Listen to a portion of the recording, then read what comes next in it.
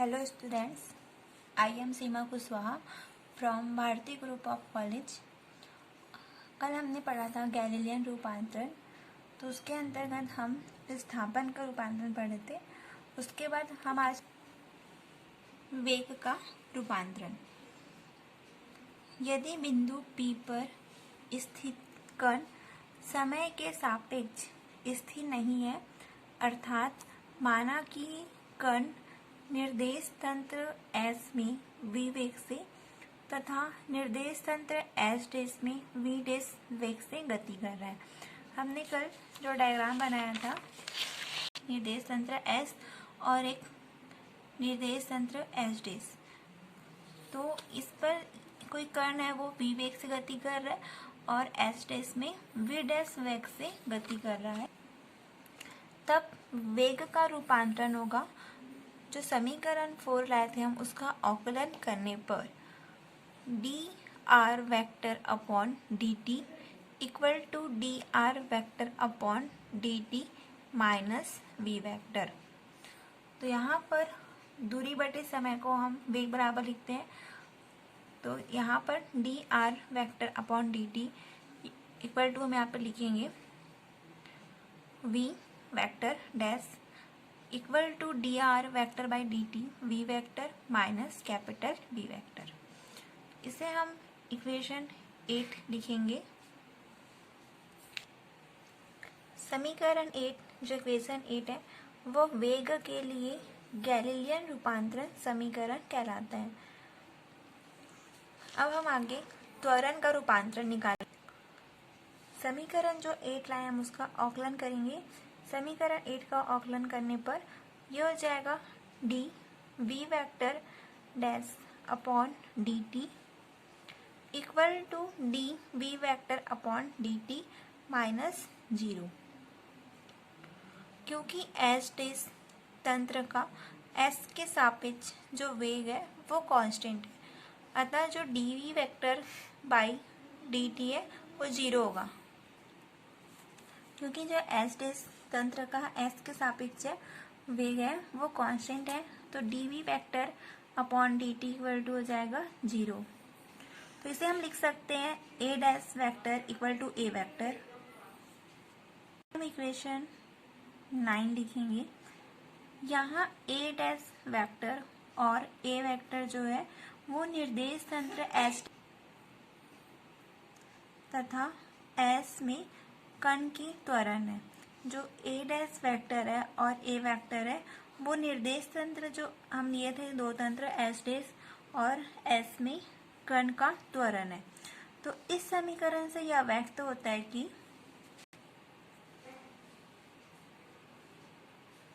स्थिर निर्देश तंत्र के सापेक्ष नियत वेग से गति करने पर त्वरण के मान में कोई परिवर्तन नहीं होता। यहाँ पर हम लोग दो निर्देश तंत्र लिए थे, एक स्थिर निर्देश तंत्र लिए थे और एक गतिशील निर्देश तंत्र लिए थे। तो स्थिर निर्देश तंत्र के सापेक्ष अगर नियत वेग से गति करने पर त्वरण के मान में कोई चेंजेस नहीं होता। सेकंड है, दोनों निर्देश तंत्रों में त्वरण का मान है वो समान प्राप्त होता है। निर्देश तंत्र S और निर्देश तंत्र S' में त्वरण का एक्सेलरेशन की जो वैल्यू है वो इक्वल प्राप्त होती है। किसी जड़त्वीय निर्देश तंत्र के सापेक्ष नियत वेग से गतिशील दूसरा निर्देश तंत्र भी जड़त्वीय निर्देश तंत्र ही होता है। इस प्रकार किसी जड़त्वीय निर्देश तंत्र के सापेक्ष नियत वेग से गतिशील दूसरा निर्देश तंत्र भी जड़त्वीय निर्देश तंत्र ही होता है। अब हम देखते हैं बल का रूपांतरण।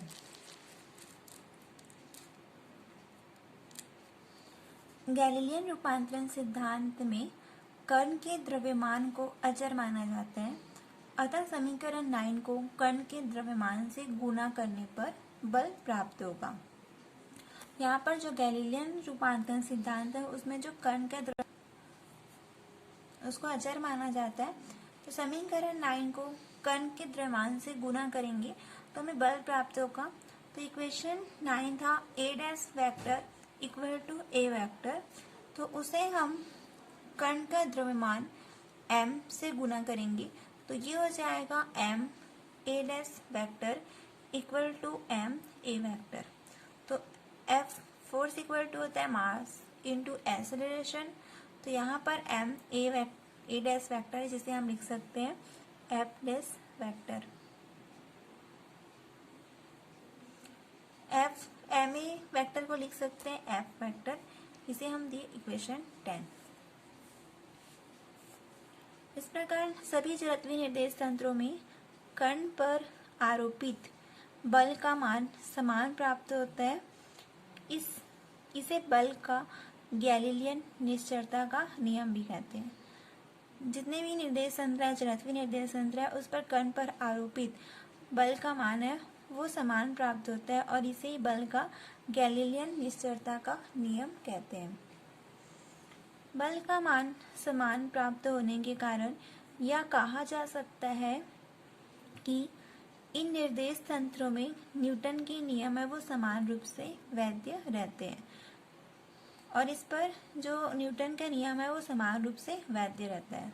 इस तरह हम इसके अंतर्गत विस्थापन का रूपांतरण, वेग का रूपांतरण, त्वरण का रूपांतरण और बल का रूपांतरण को पढ़े हम इसके अंतर्गत। अब हम आगे देखते हैं संवेग संरक्षण सिद्धांत। माना कि स्थिर निर्देश तंत्र S में दो कण के द्रव्यमान है वो m1 व m2 है तथा उनके वेग हैं वो है u1 और u2। इन दोनों कणों की परस्पर टक्कर होती है। जो दो कण हम लिए उसकी मास है m1 और m2 और उनके वेग है u1 व u2। तो इन दोनों कणों की परस्पर आपस में टक्कर होती है।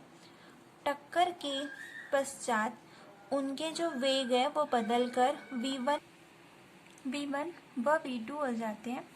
अतः संवेग संरक्षण के सिद्धांत के अनुसार m1 u1 वेक्टर हो जाएगा और plus m2 u2 vector equal to m1 v1 vector plus m2 v2 vector. इसे हम देंगे इक्वेशन 11। अन्य निर्देश तंत्र S' जो S के सापेक्ष नियत वेग से गतिशील है में टक्कर से पूर्व दोनों कणों के वेग है वो u1 डैश और u2 डैश है तथा टक्कर के पश्चात दोनों के वेग है v1 डैश व v2 डैश हो जाते हैं क्योंकि गैलीलियन रूपांतरण में द्रव्यमान पर वेग का कोई प्रभाव नहीं पड़ता है।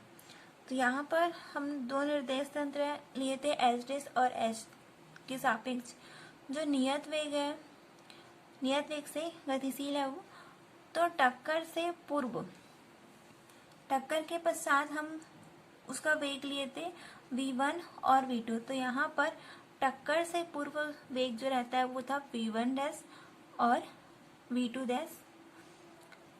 दोनों कणों के वेग, टक्कर से पूर्व दोनों कणों के वेग है u1 डैश और u2 डैश और टक्कर के पश्चात दोनों कणों के वेग है v1 डैश और v2 डैश। क्योंकि गैलीलियन रूपांतरण में जो द्रव्यमान है पर वेग है उसका कोई प्रभाव नहीं पड़ता है। तो टक्कर से पूर्व S' तंत्र में कुल संवेग होंगे m1 u1 dash plus m2 u2 dash. टक्कर के पश्चात S' में कुल संवेग होगा m1 v1 dash plus m2 v2 dash. तो इसे हम लिख सकते हैं u1 vector equal to u1 dash vector plus v vector, u2 vector equal to u2 dash vector plus v vector. इसी प्रकार v1 vector equal to v1 vector plus v vector और v2 vector equal to v2 vector plus v vector. अब equation 11 से था m1 u1 vector plus m2 u2 vector plus m1 v1 vector plus m2 v2 vector. तो वहाँ पे हम equation 11 पर u1 की वैल्यू रख देंगे, u2 वेक्टर पर u2 की वैल्यू रखेंगे, v1 वेक्टर पर v1 वेक्टर की वैल्यू रखेंगे, v2 वेक्टर पर v2 वेक्टर की वैल्यू रखेंगे।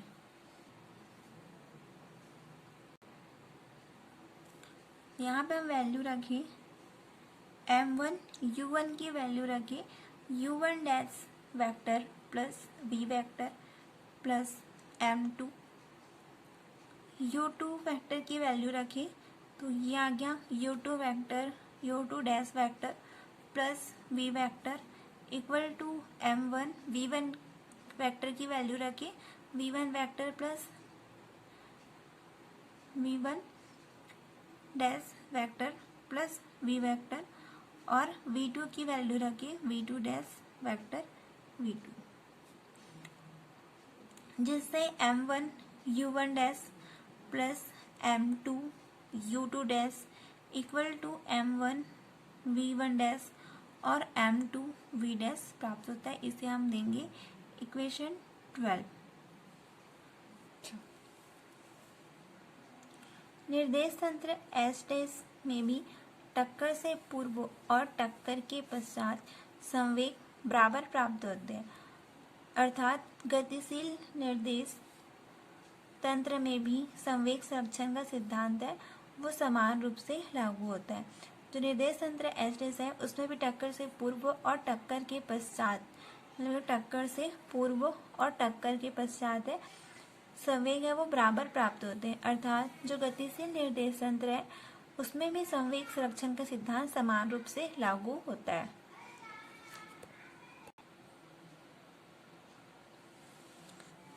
अब हम न्यूटन की गति के नियमों की निश्चयता देखते हैं। यदि निर्देश तंत्र एस डैश तंत्र एस के सापेक्ष नियत वेग से गतिशील है तो समीकरण 9 के अनुसार दोनों तंत्रों में कणों के त्वरण का मान है वो समान प्राप्त होता है। क्वेश्चन 9 था A dash vector equal to A vector, तो ए डैश वेक्टर और ए वेक्टर यदि निर्देश तंत्र एस डैश तंत्र एस के सापेक्ष नियत वेग से गतिशील है तो इक्वेशन 9 जो था A dash vector equal to A vector, दोनों तंत्रों में कण का जो त्वरण है उसकी वैल्यू समान प्राप्त होता है। यदि कण पर कोई एक्सटर्नल फोर्स नहीं लग रहा है, बाह्य बल नहीं लग रहा है, तो दोनों तंत्रों में कण का त्वरण है वो शून्य होगा। अतः इससे सिद्ध होता है कि बाह्य बल की अनुपस्थिति में कण जड़त्व के नियम का पालन करेगा। इससे न्यूटन के नियम की निश्चयता की पुष्टि होती है। इसे सिद्ध हो रहा है कि जब एक्सटर्नल फोर्स की अनुपस्थिति है तो उसमें कण जड़त्व के नियम का पालन करेगा और इससे न्यूटन के प्रथम नियम की निश्चयता की पुष्टि होती है। इक्वेशन 10 के अनुसार, इक्वेशन 10 था हमारा F dash equal to F vector, तो इक्वेशन 10 के अनुसार यदि बल का मान समान है तो संवेग में परिवर्तन की दर भी समान होती है और इससे गति के द्वितीय नियम की निश्चयता की पुष्टि होती है। जो समीकरण 10 है उसके अनुसार एफ डैश, हमारा समीकरण 10 था वो था F dash equal to F dash vector equal to F vector, तो दोनों तंत्रों में कण पर लगने वाला बल है वो समान होता है। यदि बल का मान समान है तो संवेग में परिवर्तन की दर है वो भी समान होगी। इससे गति के द्वितीय नियम की निश्चयता की पुष्टि होती है। गैलीलियन रूपांतरण में रेखीय संवेग के नियम निश्चय होते हैं, अर्थात दोनों तंत्रों में टक्कर से पूर्व और टक्कर के पश्चात, दोनों तंत्र मतलब हम लोग जो निर्देश तंत्र लिए थे और निर्देश तंत्र एस और निर्देश तंत्र एस डैश में टक्कर से पूर्व और टक्कर के बाद कुल रेखीय संवेग है वो बराबर होते हैं और यह तभी संभव है जब क्रिया तथा प्रतिक्रिया बराबर एवं विपरीत होती है। इससे न्यूटन के तृतीय नियम की निश्चयता की पुष्टि होती है।